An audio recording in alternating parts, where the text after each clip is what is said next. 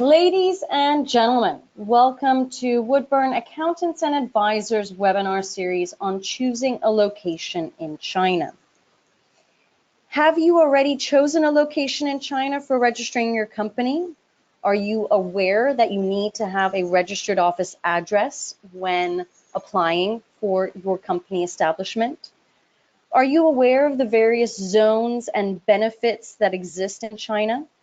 Are you familiar with the advantages and disadvantages of being in a commercial space? Are you aware of the legal and tax consequences of choosing the right location? Are you aware of how it works when you want to move cities or move within districts of cities? These are all questions that myself and Caroline Della Sega from Knight & Frank will aim to answer in this webinar series that we are providing to you this week.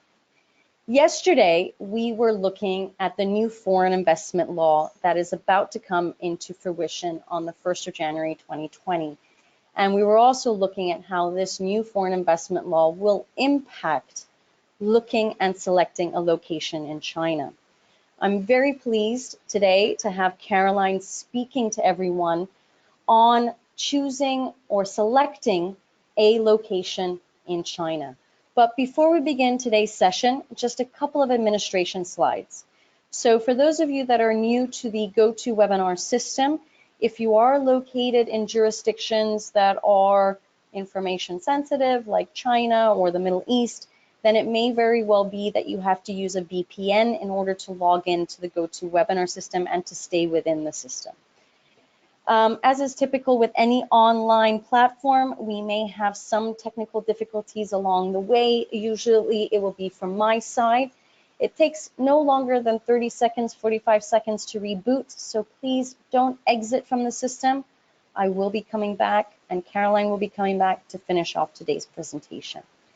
As you logged into the GoToWebinar system, you have an option within the audio section of the control panel to choose either the computer audio or a landline. Both options are available to you. Again, for those of you that are in more sensitive jurisdictions, you might find that using a landline is a little bit more secure and easier to hear on the audio. If you choose the landline, you just click on it in the audio section. You will get a dial-in number, access code, and audio pin, and you will then connect to the system. As is very typical with our webinar series, we are big fans of the Q&A session, so please, this is a complimentary webinar series. Use this opportunity to ask us questions, provide us with comments, share your experiences.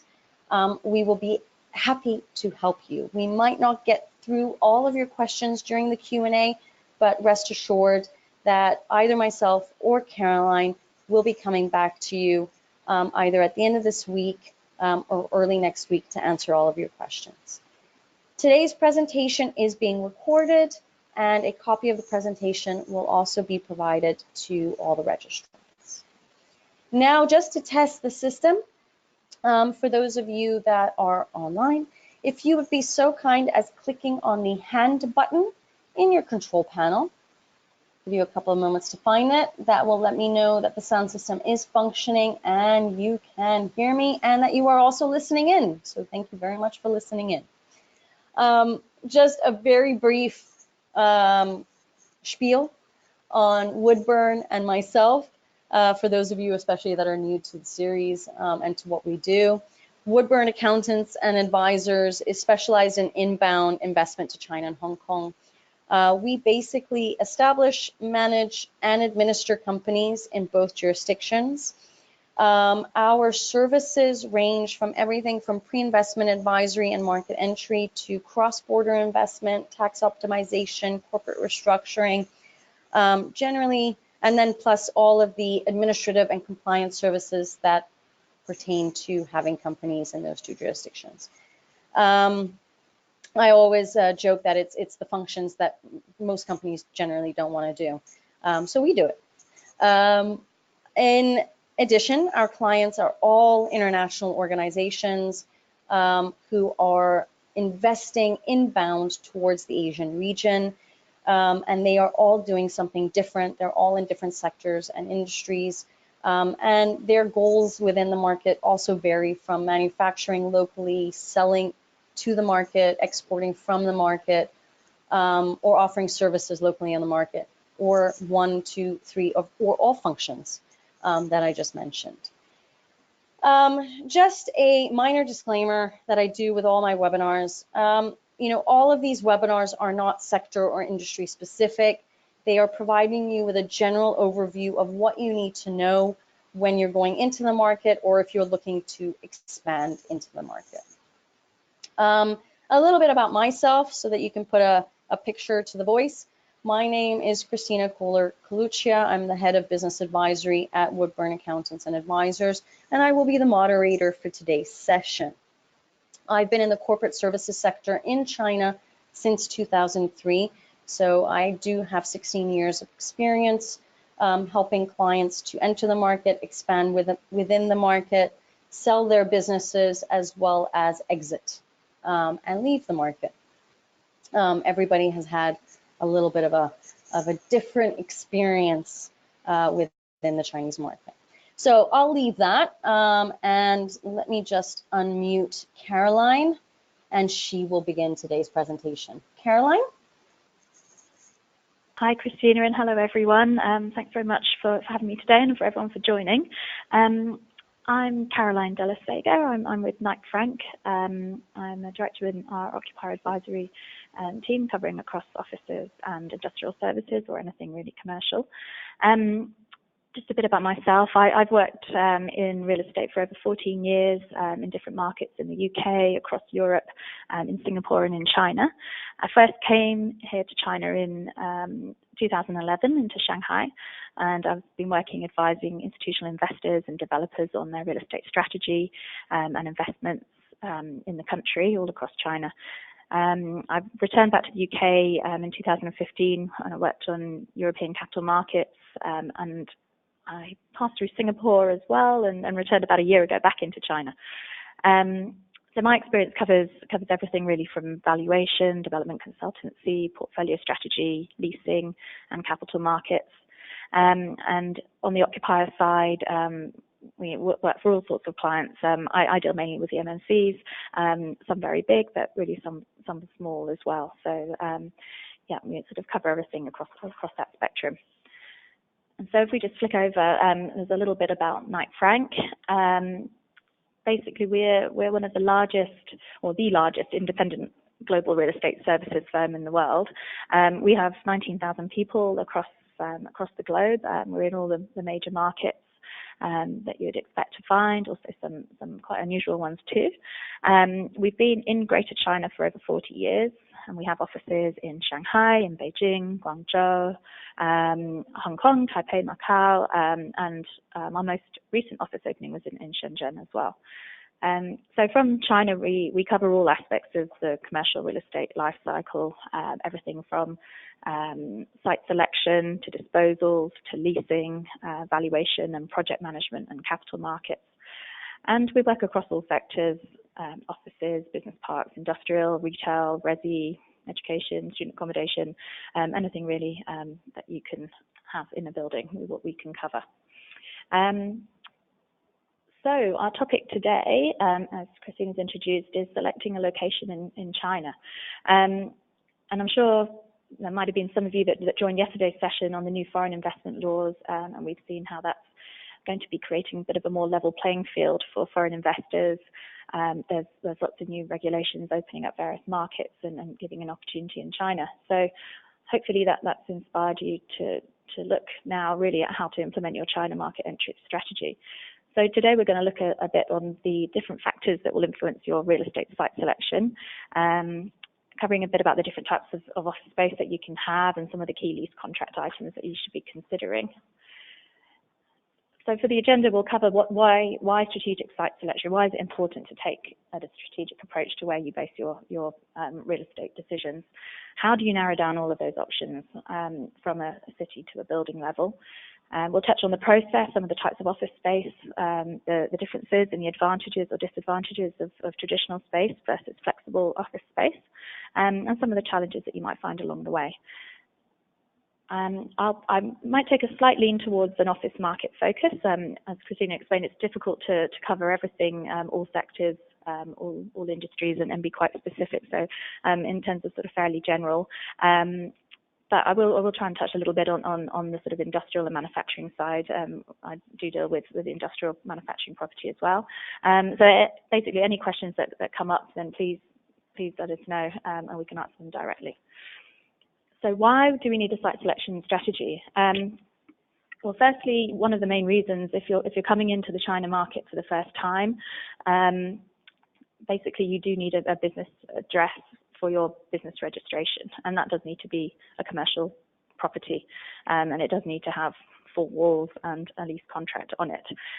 So you will need to find some commercial real estate space at some point in your journey in China. But also you might be looking for other reasons. You might be expanding your presence in China if you're here already. You might have acquired a portfolio, say through mergers and acquisitions. So really looking at your whole real estate portfolio and how that works for you is really quite important to the business. You need to select a strategic location, considering your suppliers, the customers and competitors, and also the employees that you'll have working with you. In China, we know that infrastructure development changes quite quickly. What might not have been an option a year ago now could be quite feasible. And also the government industry focused incentives will change often. You might need to move to take advantage of that. There might be changes in government policy which should dictate where you should be locating depending on your industry.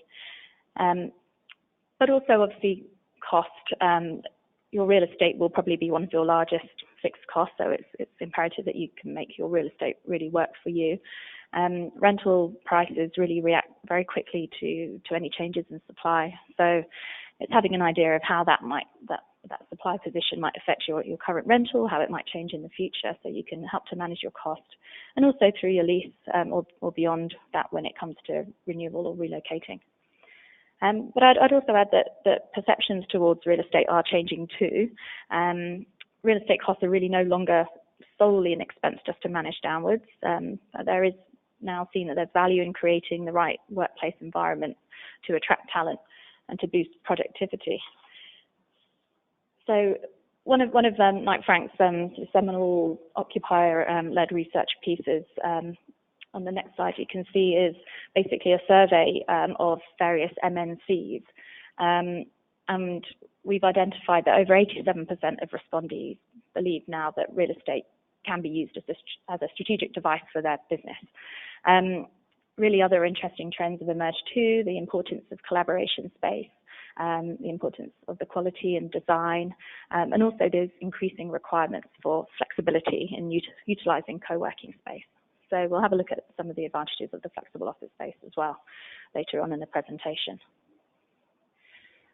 So if we look at where in China, basically there are about 613 cities in China, I believe. So how do we decide where we need to be for our business? You'll have heard of the different allocations of cities in terms of tiers. So the tier 1 cities, the tier 2 cities, etc. There's 4 tier 1 cities, which include Shanghai, Beijing, Guangzhou, and Shenzhen. And then there's 15 emerging first tier or 1.5 cities. And this heat map sort of shows the density of the various tier cities across China. And I think beyond that, there's 30 tier cities and the rest of different grades. You can also see that China's 4 main economic regions are centered around these hotspots, obviously. There's in the north, the Beijing, Tianjin, Hebei, the sort of Jingjinji area. The Yangtze River Delta, which encompasses Shanghai, Jiangsu, Zhejiang, and Anhui provinces. And also in the south, the Greater Bay Area of Shenzhen, Guangzhou, Macau, Hong Kong as well. And then there's the Chengdu, Chongqing region in the west. So you might be looking at a tiered strategy, but obviously every single market is very different, very individual characteristics. You want to be looking not just at the size of the cities by their GDP, but also, where's the growth in different areas of the market that your business is responding to. So really, how do you identify those locations and your strategy? So the list on the right shows the Forbes a 2018 list of best cities for business, and at the top there is Shanghai, which is basically one of the sort of easiest cities to do business in, apparently, according to Forbes across China. It's ranked partly on the strength of its infrastructure for cargo and for people, and also it scores quite well on measures of innovation. And beyond that, we have Guangzhou and Beijing, Nanjing, Wuhan, Shenzhen, etc. So you can sort of see, and for some, the location choice will be quite obvious from a very specific company level. You'll know already who you're doing business with. But all these different cities have different advantages. It's quite also interesting to note that China as a whole ranked 46 out of 190 countries in the World Bank's 2019 Doing Business report. And that was a major improvement from 2018 when it was ranked just 78th. So China was one of the top 10 economies to improve the most over the year. And I think that just reflects the recent reforms, the opening up of sectors, the measures to improve the business regulatory environment, and the efforts to attract FDI are all really making China an easier environment in which to operate. So if we look at the different factors on how to select your location, there'll be a number of different factors which are going to come into your decision making, and I sort of look at it a little bit like a funnel level, where we're starting at the top and working downwards towards the specific property. So really the questions are, where are your customers, your suppliers, the talent that you want to recruit, and what's the infrastructure like in the environment, what's the government situation, how are the utilities, what's the land availability, what's the cost, and what are the timings for all these. And really in the manufacturing industrial space, obviously the wider geographical area is always a very important strategic decision for MNCs. You have to look at the supply chain and the logistics and the macro environment and the export or the domestic market, and other customers' locations. But then on a city level, we begin to look a little bit more into detail on the costs and the operating issues, and the land availability and the different industrial zones, the reputation, the investment costs and the operating costs. What are the labor costs, and what incentives are available? So really, once you've selected which location you want to be in, the city, you're looking at which district or which development zone you might be in. So the development zones obviously are quite important across China. There's four major types of different development zones. We start with the special economic zones, of which there's only 7, and they're sort of more generalized policies, cover across a wide range of industries. But then you have the economic and the technical development zones. And again, so this is more for manufacturing, and it's tend to be focused more on attracting FDI and sort of heavy manufacturing, as well as some technological innovation.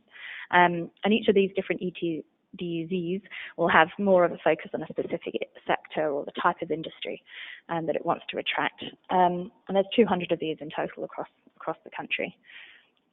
And then we move on to the high-tech industrial development zones, which are more focused on R&D, on collaboration with research institutions. And usually these are located a little bit more centrally, so inside the city centres. So these might be the sort of the business park locations that you can go to. And then you also have the trade and the export zones, which will cover the free trade zones, the export processing zones, and those bonded areas as well. And just to mention the free trade zones, they're obviously the testing ground for those new policies before they're rolled out nationwide. They focus more on developing trade and the internationalization of RMB. And also, if you joined the webinar yesterday, you'll have heard Christina talked a bit about the new foreign investment law, and how that new negative list has reduced the number of restricted sectors from 45 to 37 in the free trade zones. So really, depending on the activity of your business, what the business scope is, you might need to be located in one of these free trade zones. And then there's also some other zones, and they might be more to attract investment for specific purposes, or for cooperation with certain countries or regions. So really, when we look then outside of those specific development zones, then you're looking at, say, a district within a city, and that's going to be basically when you make your location choice in a certain district, that's going to be where your business is registered and where your tax is registered. And again, as Christina can advise, moving districts is of course possible, but it's bureaucratic, it's a process, and you need to go through a registration, deregistration and re-registration process. So when we come to selecting a particular building, if you're a new market entrant, then we always recommend a structured site selection process where you can evaluate parallel searches across a number of different districts until you find the best option. And we can talk about some of the different building types on the offices side sort of later on. But really, different districts can offer you different things. So figuring out what that can be is quite important in terms of making your office location. But from a manufacturing perspective, really the government side becomes even more important because it's such an amount of investment into equipment and building and land. And it's more of an impact in terms of tax generation and employment, all of the things that the governments are most concerned with. So the state level development zones that have certain industry focuses and tax incentives all basically exist to encourage industry. But some of the more in-demand zones, such as those locations around Shanghai in the Yangtze River Delta, land's quite scarce, it's quite limited land resource, and they'll focus more on attracting the higher value manufacturing industries, higher investment density requirements, and those with higher tax output. Basically, the government practice will also impact your manufacturing operation quite significantly, even starting from the site selection service at the start, how you negotiate on the land, what kind of approval procedures you go through to basically the delivery of the promises, and also what kind of regular inspections you can expect during your operation. And I would also add that on the building level, you've also got that question, and again, mainly for the manufacturing rather than the offices. It could be whether you buy or lease an existing factory, or whether you build to suit your own requirements, whether you lease or purchase that building. So you need to also take into account the impact on your balance sheet if you're having a lease liability sitting there rather than having an asset. But sometimes having the asset gives you more increased options for the exit.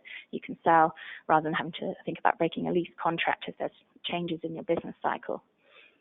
But at the same time, we are also seeing that there's some owner-occupiers that are looking to stay quite light on their assets. They're looking to extract the value from them and reinvest that capital back into their core business. So you might look to stay in occupation and just lease back the property from the purchaser.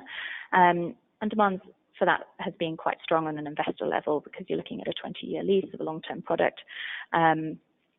Basically, all really depends on the type of the asset and the business, the covenant strength, and the location as to whether that could be an option as well. So if you look on in particular on the office search process,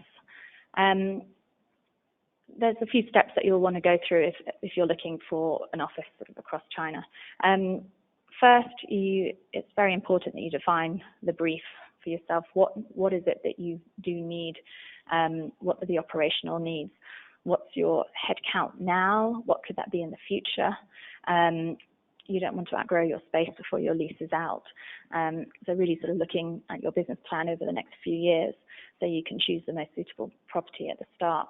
But you might also have budget constraints. You need to think about what's important in terms of your corporate image or your accessibility for staff. So where are they? Where are they located? Where are your plants located?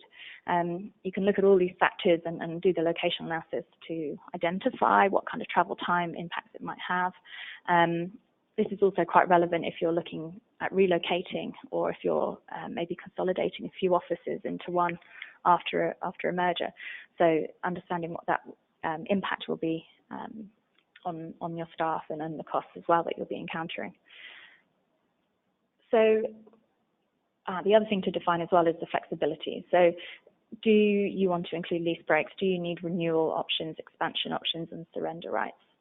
All these are the sort of important criteria that you need to understand at the outset, sort of what those must-haves and what those nice-to-have nice-to-have requirements are. So then we look at the search stage, and we always recommend researching, shortlisting a few across the whole market, conducting parallel negotiations to maximise the leverage and the competition amongst the different landlords. And again, often it's not just about negotiating the rent, but some other benefits as well, which will depend on the type of business you are and whether you're doing sort of high tech or R&D, etc. And we also recommend that approach for renewals. So if or at the end of your lease expiry, if you've come to the end of your lease, it might feel like the easy option just to renew, ask the landlord what the offer is from them. But it is always recommended to go out to the market again to understand what are those different options to make a bit more of a competitive environment, to give yourself the best terms. So when we have a look, we're looking at the different options. You also want to have a review of the technical suitability of the different buildings. What's the infrastructure? Can you assess the specification of the building technology in terms of IT and M&E and plumbing, security, fire, all the different requirements that you might have, or what the building will provide? So when you have your options, you can look at the financial comparisons. So then we basically will be looking at evaluating the different options in terms of the total lease obligation over the term, or what's the monthly cost as well. Often you'll find you're talking about a rent of, say, X RMB per square meter per day, but landlords might offer some incentives, such as a couple of months rent-free.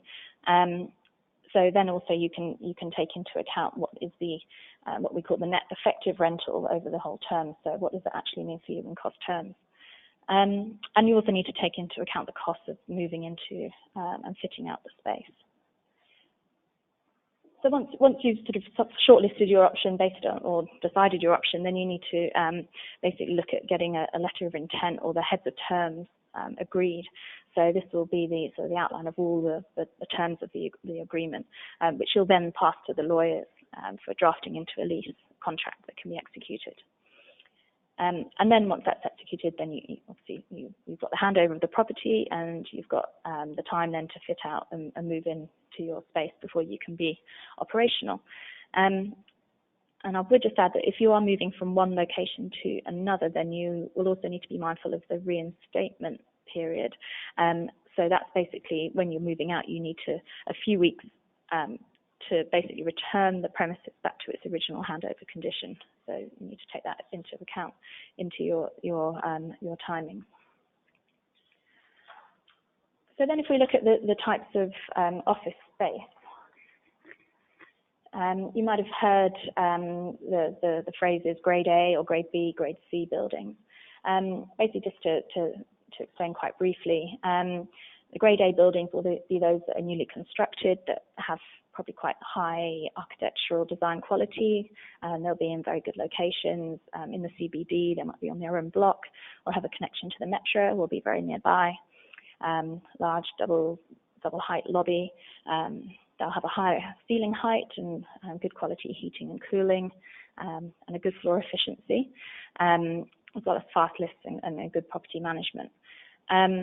So the grade B buildings will be older. They'll be less efficient in terms of the floor plate, which by that we mean in China the floor area is quoted on a gross area, but basically proportion of the whole floor. So you'll also something to ask the landlord is basically what's the efficiency rate, what's the actual net usable area, and that can be anything from really 60% upwards for the new buildings. So you'll have to discover what floor space you can actually use. So the grade A buildings, they'll be less efficient. They won't have the same high quality fixtures or the architectural details. But in China, they still can be found in central locations. So accessibility will still be good, and you'll have the surrounding amenities. Then you might also look at what we call the creative space, which basically a little bit more of an industrial style feel. They could be converted factories, or the sort of types of purpose-built office buildings, and they're basically targeted a little bit more at the creative industries, like the architects and designers and media, advertising. some might have shopfront sort of element or exhibition space, which might be useful to you. And then in the business park space, they'll usually be slightly lower rise, more campus style, often focused more on R&D and IT businesses, and also lab space. Really, with a lot of the business park locations, accessibility is quite key. So understanding how your staff will get to work. Is there car parking on site or nearby at affordable rates? Or are there shuttle buses from metro stations that you can take advantage of? Also the facilities, like the lunch venues, is there a canteen in the building or any alternative options nearby? And then also, if you are looking at more of an R&D lab space, then there'll obviously be implications in terms of whether you're using chemicals, what kind of waste you're producing, what kind of ventilation you need, and you need to take that into account in the environmental impact assessment and the regulations and the approvals that you'll need. So the other phrase that you might hear is whether a building is en bloc or strata titled. Basically, an en bloc building means that the whole building is owned by one owner. So the central functions and property management will all be coordinated and quite organized usually. But you might also have strata titled buildings, which basically means that individual floors or even individual units are sold off separately. So there'll be multiple owners across the whole building or even across the floor. And that might sort of have some challenges down the way, which we can touch on. And then the differences between the traditional or the flexible space. So obviously flexible space has become quite a hot topic recently. There's been some quite high-profile news articles and big stories about some of the big flexible office operators. So we can have a look at some of the advantages or disadvantages of the traditional office space versus the flexible offices. So basically, just by traditional, we just mean those that a tenant will take a lease directly from the landlord. It's the original, still dominant model, really. But typically, that comes with a longer lease term. So in China, you'll be looking at around 3 years. And there's different obligations within a traditional lease. The flexible offices basically is anything that gives a little bit more flexibility than a traditional lease. It can be the co-working spaces or serviced office or the managed office type facility. So really co-working is a great solution for anyone, if it's a freelancer or startups, giving you that flexibility for growth, and you don't know how much space you'll need or what you'll grow into. But really as well, lots of larger businesses do operate within them as well. Usually around, most of the co-working providers I know are usually around 40% that offer to businesses what they call enterprise solutions. So that could even be part of a larger MNC using a co-working space with a little bit more flex. So really, one thing to remember with the flexible offices, that if you did want to use that as your business registration address, then you do need at least 2 workstations in a private office. So you can't just take one of the hot desking options. It needs to be a private fixed desk option with 4 walls that you can close, or a door you can close, and also a 12-month commitment. So there's the other advantages. You can have some flexibility within traditional offices. You just need to build that into the lease. So you're looking at break clauses or renewal options, or those that will allow expansion, or also sublease. So if you realize you're not occupying the space that you need, can you sublease it out to another tenant? Or also, if you need to surrender the space completely, do you have the right to do that, or is there a penalty imposed, or often both? So there's lots of different advantages of the flexible office space as well. But there are also some disadvantages, and it won't work for every company depending on the culture. I'd say there's also the issue of privacy and IP protection.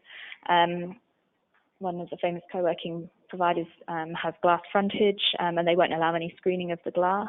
So unless an occupier has over 150 workstations. So this might be quite a big concern for you if you're dealing with quite sensitive matters. And obviously, collaboration is encouraged through the sharing of meeting rooms and breakout areas.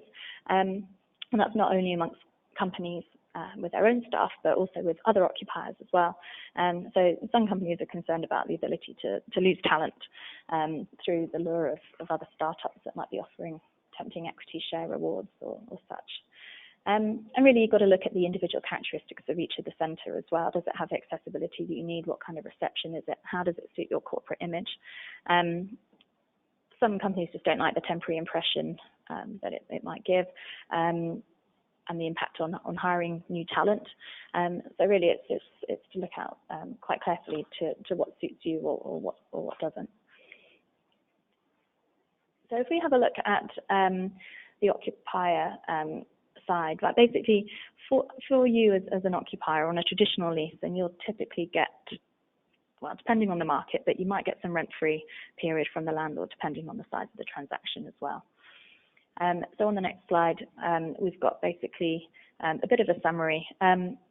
We're starting to see the rent-free periods of say 1 to 3 months. We're also starting in some markets to see some capital contributions as well for fit out. So the landlords are recognising that some companies might have a rental budget but not a capital budget, and can they offer some assistance towards this? If you do look to use a broker, then well, in the UK and other markets, it's normal that the tenants pay the brokerage fees. But in China, the same as it is in the States, and then the landlord will pay the brokerage fees, which are usually 1 to 2 months rental. But your agent should always declare to you where they're getting fees from, and also basically look to align your interests as well, if they can use the reward structure to make sure that you know that they are working on your behalf. So on the right, there's some examples of some documents which I'm very happy to share with you if you find them useful. We've got a leasing guide which will cover lots of things we just talked about in terms of lease terms, some typical fit-out costs and other market specifics. Also, if you're interested in understanding the occupier costs across different markets, we have a global dashboard which basically normalizes all of the rental costs across major markets into US dollars per square foot, so you can have an easy comparison. And also take advantage of quarterly updates. Most of the real estate firms publish them, market movements, office sector, tracking changes in the market dynamics, and also for the industrial sector as well. But on Thursday, if you do join, we'll be digging into the Shanghai office market in a little bit more detail. So please join that webinar as well, or let me know any questions. But really, let's talk as well just about the challenges that we might face along the way from the real estate perspective. Really, some of the main ones are the property rights and the certificates. That make sure always that your landlord has the right to be leasing to you, and they have the certificates that they need. Really, this will be the certificates, the legal title will be required to be submitted for your business registration, and it is a must that there's only one business per address, so you do need to ensure that the previous business has been deregistered. So really, as we mentioned, some of the challenges that we might see might be a little bit more in the strata titled office buildings, for example. Usually in our site searches, we'd avoid recommending any strata titled buildings. The issues that you can get with the multiple owners means that getting these documents for your registration might be difficult. We do also see there's quite a varying impact on building quality and the fire safety impacts as well. I've been to some buildings in some cities where you have boxes piled up blocking fire escapes. You don't have a very sort of secure sense of who's in the building, who's accessing it. And there's quite a few issues along the way in terms of maintenance, etc., and reliability. But obviously, owners aren't all institutional owners, of course, and there's some private landlords who are very, very good. But you need to be sure of their reputation. Know what questions to ask. Make sure you ask them, and then ensure that the contract is agreed properly to basically minimise any risk to your business and any mistakes that might bring. getting the formal leasing invoice, the FAPIA, is important, and again, Christina will be able to tell you more about that in particular. Some may offer you a lower rent. Some more dubious landlords might say you won't get a FAPIA if you pay lower rental, but we'd always recommend to stay clear of this kind of approach. And also then the handover condition and the reinstatement. It could basically be a challenge if you're not sure what handover condition you're being promised, how to enforce it if it's not what you agreed. Also, basically, what are your obligations on leaving the space? If you have the contractual obligation to restore a premises to its handover condition upon vacating, so make sure you know what that is, and you've got enough time to do it before you hand over. So basically, just to summarize, I think what is important, you do need an office address for operating in, but your choice of location isn't just that simple. It obviously can impact on your business strategy and your costs and your workspace. Basically, how is your business growing and how you can attract new staff, the productivity of your people, and the impact on your profitability. So it is really important to take a methodical approach to determining the optimum location. You want to cover all the options. You want to maximize your negotiation leverage, talking to multiple landowners if it's industrial site selection, or office landlords if you're looking for office space, basically to secure the optimum terms and minimize any risk to your business. So take that time to really define what you need. Communicate that to the landlords or agents if they're doing the search for you. So the challenges that you might face can include getting the proper documentation or ensuring that the terms are fair or reflective of your intentions. So do ask questions of the landlord, make sure you're clear on your and their obligations under the rental contract, and do make sure you undertake your own due diligence on the landlord and the building that you're moving into. So yeah, my last point, ask questions of and utilize real estate agents. If you've got any questions, I think we're going to move over to the Q&A now. It's obviously a big topic to cover, and I've given a quite fairly general and very quick overview. But any questions that you have, I'm very happy to look at it, either through the Q&A or afterwards. And obviously each of your individual situations will be different and require a different strategy depending on the specifics. So it's always important to consider your own specific situation. Thank you. Caroline, thank you so much for going through the presentation. There are questions which have come in, but I'm going to be a little bit selfish and ask the first one myself. I hope that's okay. Okay. So you had mentioned that you've been in and out of China. So I'm just curious, what changes have you seen over the years in the property sector or in terms of negotiating with landlords? Have things improved? Have things become easier? What's your takeaway, over the period of time you've been dealing with China? Yeah, I do quite appreciate the fact that I've been away and come back and sort of have some fresh eyes. Actually, I mean, obviously, I think the main impact has been the amount of new development. So where there was nothing, there are now very shiny new Grade A buildings across multiple cities and locations. Whole new districts have sprung up. So the building quality has definitely improved, and I think the quality of the landlords has also improved. So you can negotiate. There's institutional landlords in all the major cities, basically. There's sort of recognised co-working operators in most of the cities. So yeah, I would definitely say it's become easier now. I mean, there are challenges in some places, and I say that obviously we've said there's some to look out for. But I think in general it has become an easier place to basically get a good quality landlord and good quality office space than before. So it is positive. Things have changed.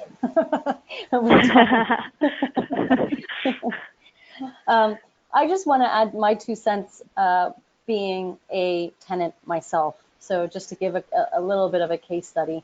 I started off in China actually in a serviced office space. And the primary reason behind that at that time, and again, I just say this out of my own personal perspective, is I used it for networking. So when you arrive in China, especially as a foreigner, you might not have any friends, you might not have any colleagues initially, and just going into one of these creative spaces or into one of these serviced offices is a great first step, just simply for networking. You know, Caroline did mention all the negatives that are associated with it, and I have experienced some of those myself being in a business center, but I cannot place any form of value other than the networking, especially when you're starting up in the market. That was invaluable to me at that time. And then as you grow, I think one other point I do want to mention, again, out of my own experience, the reason why I switched from a serviced office into a traditional space was because literally overnight and with very little notice, I was told that my rent was going to increase by 50%. And I had to either take it or leave it. The reason why the business center increased it by so much was because their landlord who owned the space initiated that increase, and they had to put it on all the tenants. I was not happy. I had less than 30 days to move out, but I did eventually move out into a more traditional space and then grew the business from there. That was the reason why I actually moved out. I don't know if things like that happen now. That was a long time ago, but that is what happened to me back in 2010. So yeah, just to give a little bit of the flip side. Exactly. The flip side of the flexibility, right? It works. Personal story. Both ways. To what happened with me. So David was asking, how do you distinguish the target industry of each zone? Is there a target industry, or do some zones just take anyone, or are they industry or sector specific? Okay. So the various development zones, they will often say that they have a few, usually 3 target industries or particular focuses. I say around Shanghai, a lot of it is the automotive, robotics, AI, all the advanced manufacturing, all the sort of high value industries that the government in general is trying to encourage. So everyone does sort of say the same. You can look on their websites, and they'll often have, or they'll have sort of the investment promotion department, which will say what are their target industries. But I think the best way really is to look at who's actually there, like who's signed up in the last 3 years. You'll obviously be looking at a zone, and what might be important is the supply chain. So is there a supplier or client in the same zone that basically complements your own industry. So it will help to be in that, and the industries will be encouraging of that, and they're all quite keen on basically servicing across the supply chain to increase those efficiencies as well. But yeah, it does depend case by case, and really the zones will be looking at what sort of investment density are you going to contribute? You know, is it foreign direct investment? What is the industry? You know, obviously some prefer the more clean, others will be more sort of specific, and there are some for the sort of the manufacturing that are quite specific in terms of their focuses as well. But in general, I would, unless there's some that sort of are very obvious, then you can look at talking to any zone really. It will depend on the timing. It will depend on whether they've hit their quotas and how flexible they can be as to whether they want to encourage that industry in the particular zone. And so what are their current pressures really? So is it kind of like an application? Like you have to apply to see whether the zone will accept you? Yeah, in some terms, yeah. You'll state the nature of the business and what kind of investment you're having, and it's maybe more of a discussion to see what the options are, if that's an encouraged industry in that zone, or if they can recommend you know, a neighbouring zone or elsewhere that might suit you a bit better. Right. So yeah, it's worth having the conversation. Okay. So leading off on there, there was a person who brought up a very interesting subject that is also quite a sensitive subject about the incentives that are offered. So, I mean, a lot of these zones are also trying to attract foreign investors. What type of incentives are being offered? And then I guess my question would be, are they real, or are these incentives just for a promotional purpose and then nothing comes into fruition, or are they real incentives that are then actually being provided? Okay, so on the incentive side, they can really range. It can range from anything for initial project setup and contributions to anything on the operational side. I'd say we see some different things in terms of the real estate. So it might be on the land price, on the rent, or the rent level, or the rent-free periods that you might be offered. Again, if they give any fit-out subsidies, or maybe sort of more like flexibility within the lease term. So those are sort of what you might see in an office. I'd say then when you get to other areas, then say if you're constructing, it could be that the development zone contributes towards the utilities, it's preparing the site, it's giving you construction subsidies, all dependent. I'm not saying you get sort of every single one of these things, but just as an example. And on the actual sort of operations side, or HR side, it could be talent incentives. If they give you subsidies towards tax breaks for individuals, or if there's sort of family packages or housing aids. But then I suppose the big one is on the taxes, and that could be on the income tax, on VAT, on the individual income tax as well. So are they enforced? Yes, on the whole, I think it's down to the occupier to make sure it's a contractual obligation that you can see enforced and actually give you those benefits. I think on the real estate side, definitely, obviously that's within the lease contract, so you will make sure that the rent-free period is very explicitly stated when the rent actually is started paying, at what amount, it should specify a monthly amount, and also if you have any particular time for fit out as well. And yeah, you'll probably know more about the other incentives in terms of the tax, etc. But I do know sort of when moving districts, say if you have been given some major tax contributions at the start of your setup, you might have had some rebates, then you're going to have to look at whether you have to repay any of those rebates if you then subsequently move out of that district. But then a new district might give you some in return. So yeah, that's a big question.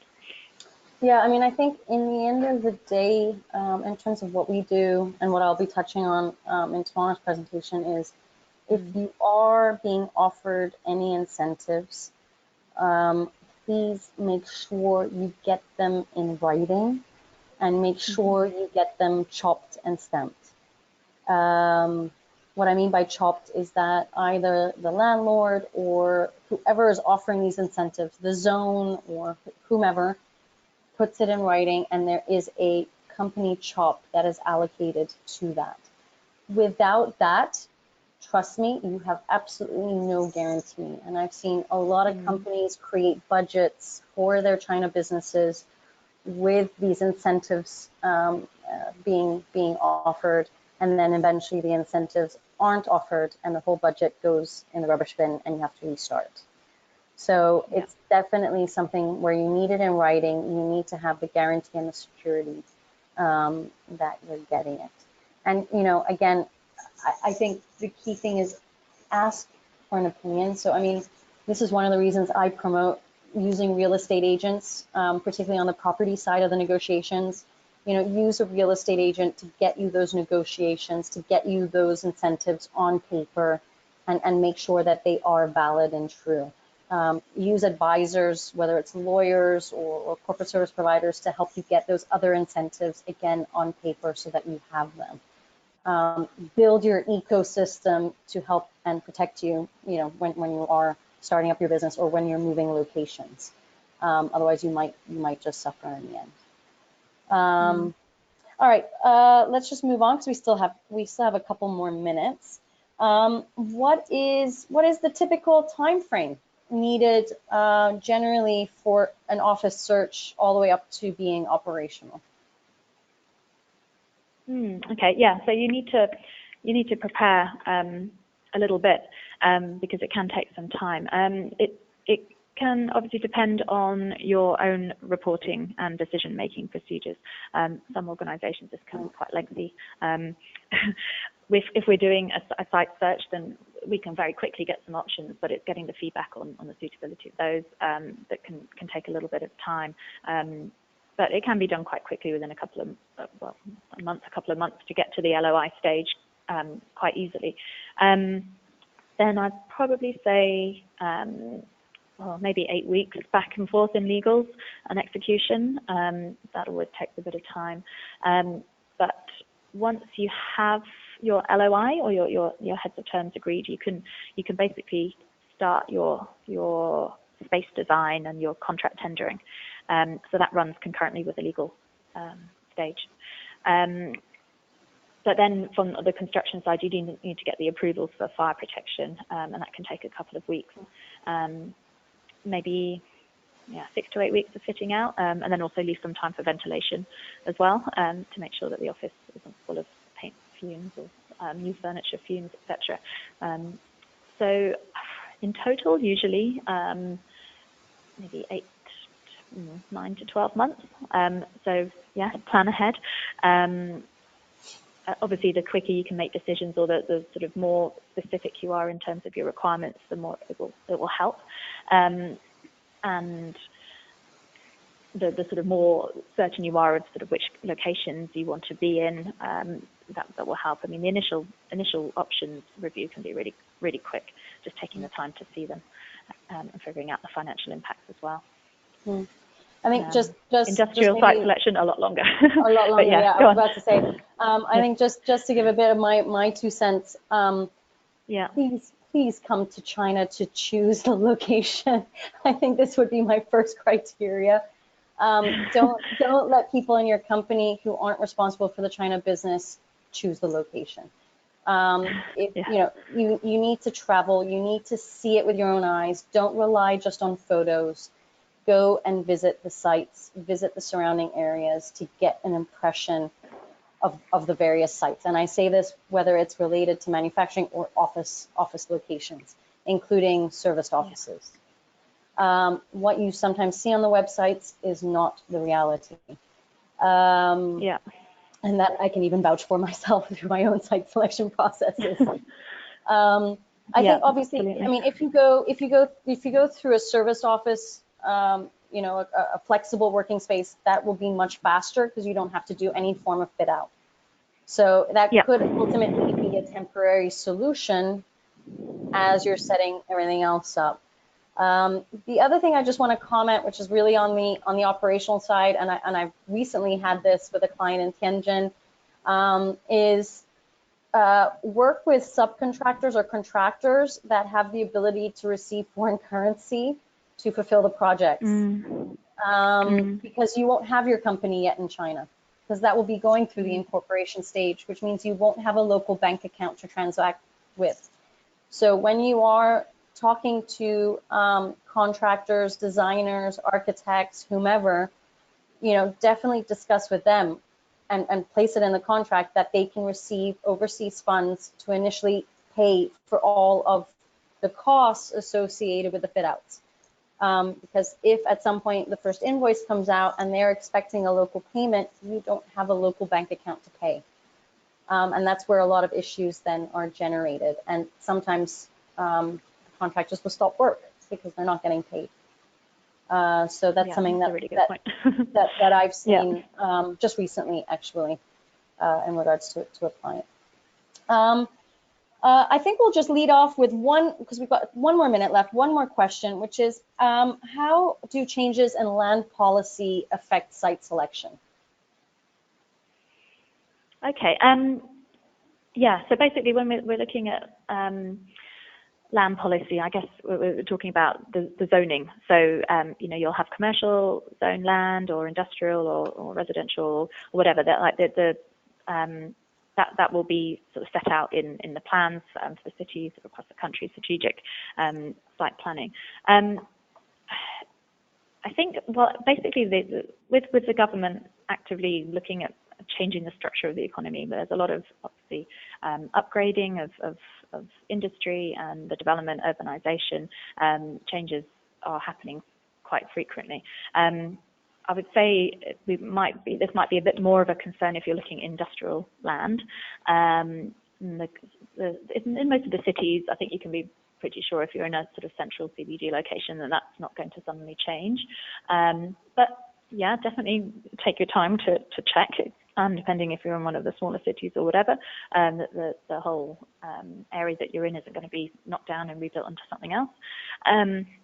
But I'd say for the industrial land, there's been changes quite a lot. Like say around Shanghai, now it's only a 20 years land tenure, basically. Other cities might be following, so that has a direct impact onto your basically if you're investing into industrial land, you're only going to get use of it for 20 years. So you do want to be careful that you're not going to sort of pick out location. You'll invest in, say, your land, your buildings, fit out your equipment for a factory, and then you'll find out that the whole zone is going to be, the whole area is going to be rezoned for new residential or new commercial or sort of higher end commercial development. But it's difficult to predict, and I have seen quite a few cases of that. They're basically the expropriation, where or sort of compulsory purchase, as it's known in other places, where you basically have a notice saying that the land will be taken back. And yeah, I've seen a few cases of that around Shanghai. So basically, you do, and I think you touched on this actually yesterday as well. The foreign investment law basically sets out now that it's a new process. It's supposed to be a clear process. It's supposed to be quite it cannot defined have any in terms of the steps. There will be a legal process involved. Yeah. It won't be a sudden seizure. It'll be a certain process that you go through. But from what I've seen, it's still also, obviously you're entitled to receive compensation, but I think the amount that is paid is still negotiable. It will depend on another number of factors, and you'll need to sort of put that strategy together in terms of what kind of pricing you might be expecting to receive, and also be able to put yourself in a stronger position to negotiate with the government, depending on your business, your operations, what you've contributed as a business to the economy. What does it mean for where you can move to? What is the new, what is the land going to be redeveloped as? Like basically, if you're an industrial land, but it's going to be rezoned as residential or sort of very high-end commercial, then you're not just looking at an industrial value, you're looking at that redevelopment potential. So how can you basically extract the most value sort of out of your position, and also to avoid the business interruption, obviously, because you're suddenly faced with it might be over another year or a couple of years, but it's still something you're going to have to plan ahead for. So yeah, we have seen that. Not the most optimistic thing to end on. Yeah, sorry, that's oh dear. I think it's the same with lots of countries. I wouldn't say it's just China. Coming from across Europe, it does happen. It's urbanization. It's regeneration, and it's basically improving the quality of real estate and infrastructure for everyone, which hopefully you can benefit from. Right. All right. Well, we're going to leave it there. So again, if anyone has any questions, Caroline has her contact details on these slides, and they will be distributed. And if you would like to contact me, please don't hesitate to do so. If you're excited by these webinars, or you're excited by the information that's being shared by Woodburn, please feel free to subscribe to our weekly newsletter, or follow us on the various social media sites, or follow me as you wish. Just remember, we've got 2 more sessions in this webinar series. Tomorrow, we will be looking at the legal and tax consequences of selecting your location. And then on Thursday, Caroline will be doing a deep dive into the Shanghai market and what you need to know about that and the potential complexities surrounding it. So if you haven't registered yet, you can do so on our website at the events section. You have the individual webinars listed there, and you can register accordingly. So Caroline, thank you again very much for today's webinar session, and we will see you again on Thursday. Thank you. And for everyone else, thank you for joining us, and hopefully we'll see you again either tomorrow or Thursday. Have a great afternoon, and goodbye. Thank you. Bye-bye, everyone.